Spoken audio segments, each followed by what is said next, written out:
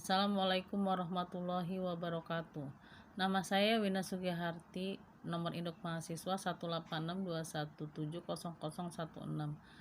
Jurusan PG PAUD Universitas Pancasakti dari kelas NR3 dengan dosen pengampu Ibu Lili. Kali ini saya akan memaparkan tugas mata kuliah dasar-dasar pendidikan, yaitu permasalahan pendidikan anak usia dini. Anak memiliki karakteristik yang khas dan tidak sama dengan orang dewasa seutuhnya.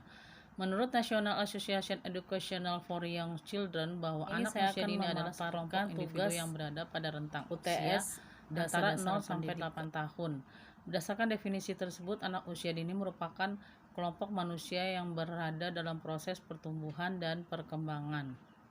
Anak usia dini adalah individu yang unik. Ia memiliki pola pertumbuhan dan perkembangan dalam aspek fisik, kognitif, sosial, emosional, kreativitas, bahasa. Menurut pasal 28 ayat 1 Undang-Undang Nomor 20 Tahun 2003 tentang Sisdiknas dinyatakan bahwa pendidikan anak usia dini diselenggarakan bagi anak sejak lahir sampai 6 tahun dan bukan merupakan prasyarat untuk mengikuti pendidikan dasar. Tujuan pendidikan anak usia dini adalah untuk membentuk anak Indonesia yang berkualitas, yaitu anak yang tumbuh dan berkembang sesuai dengan tingkat perkembangannya sehingga memiliki kesiapan yang optimal di dalam memasuki pendidikan dasar serta mengarungi kehidupan di masa dewasa. Untuk membantu menyiapkan anak mencapai kesiapan belajar akademik di sekolah. Intervensi dini dengan memberi rangsangan sehingga dapat menumbuhkan potensi yang tersembunyi. Hidden potensi yaitu dimensi perkembangan anak, bahasa, intelektual, emosi, sosial, motorik, konsep diri, minat, dan bakat. Melakukan deteksi dini terhadap kemungkinan terjadi gangguan dalam pertumbuhan dan perkembangan potensi-potensi yang dimiliki. Beberapa persoalan dan permasalahan yang ada dalam pendidikan anak usia dini menurut Suryanto adalah berkaitan dengan perekonomian yang lemah. Secara kuantitas penduduk Indonesia masih banyak hidup dalam taraf kemiskinan.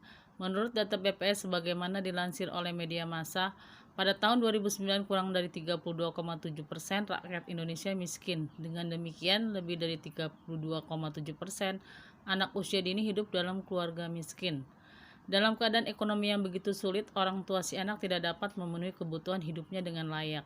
Selain itu, banyak anak usia dini yang seharusnya mendapatkan bantuan mengembangkan potensi yang dimilikinya, terpaksa mencari uang untuk memenuhi kebutuhan keluarganya. Misalnya di kota-kota besar terlihat anak usia dini yang berprofesi sebagai pengemis, pemulung, dan lain-lain. Kualitas PAUD terendah. Institusi pendidikan anak usia dini yang dikelola oleh pemerintah sangat sedikit.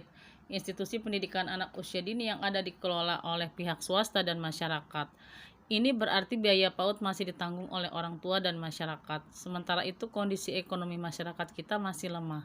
Bangunan yang digunakan untuk pendidikan anak usia dini seadanya. Ruangan yang begitu terbatas tanpa memperhatikan penataan yang maksimal dan kurangnya fasilitas yang mendukung. Pengembangan berbagai potensi yang dimiliki anak seperti arena bermain, alat-alat permainan masih kurang. Dengan kata lain, lembaga institusi PAUD harus menghidupi dirinya sendiri tanpa mendapat bantuan pemerintah yang memadai. Institusi PAUD berjalan dengan dana operasional yang sangat minim. Pelayanan PAUD yang berkualitas pada umumnya hanya terdapat di kota-kota besar, di mana orang tua sanggup membayar dengan harga tinggi. Sedangkan di pedesaan, terutama anak-anak yang berasal dari keluarga miskin, belum memperoleh kesempatan PAUD secara proporsional. Dengan kata lain, dapat dikatakan bahwa terdapat kesenjangan akses pendidikan pada pendidikan anak usia dini. Akses anak usia dini terhadap pelayanan pendidikan dan perawatan melalui PAUD masih terbatas dan tidak merata. Dari sekitar 28,2 juta anak usia 0 sampai 6 tahun yang memperoleh layanan PAUD baru sekitar 7,2 juta. Untuk anak usia 5 sampai 6 tahun yang jumlahnya sekitar 8,14 juta anak. Baru sekitar 2,63 juta anak yang memperoleh layanan pendidikan di TK atau RA. Keberadaan mereka dapat diketahui setelah tersiarkan di televisi. Memang dalam praktiknya, Posyandu saat ini tidak seideal dengan program tujuan semula. Belakangan ini Posyandu Di beberapa tempat dilaksanakan oleh para pengurus RW dan RT tanpa didampingi oleh para ahli kesehatan yang memadai.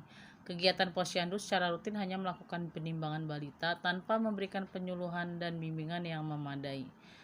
Kuantitas PAUD yang kurang. Kuantitas PAUD yang dikelola oleh pemerintah yang kurang antara lain disebabkan oleh adanya persepsi yang salah tentang PAUD, baik taman kanak-kanak dan pendidikan anak usia dini. Persepsi bahwa PAUD dan TK adalah pendidikan prasekolah yang tidak wajib bagi anak, maka pendidikan anak usia dini tidak perlu dikembangkan sebaik pendidikan dasar dan menengah. Rendahnya kualitas guru PAUD dan kurangnya regulasi atau kebijakan pemerintah tentang pengelolaan PAUD.